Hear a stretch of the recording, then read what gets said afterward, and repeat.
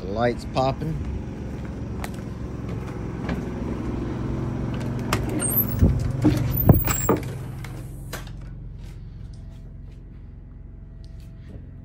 Put the curtains up.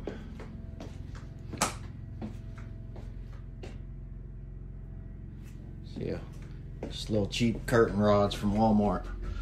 Little spring-loaded $3 curtain rods. I cut these curtains and burnt the ends of them with a barbecue pit lighter so they didn't fray.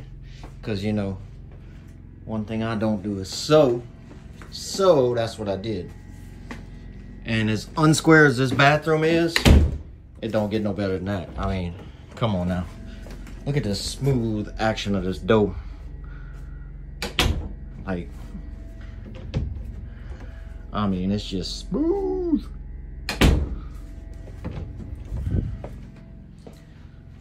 And that bunk is just, like, I'm really digging the bunk.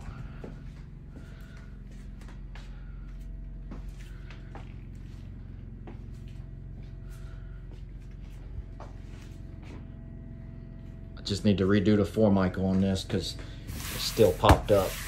I got a piece to do it too.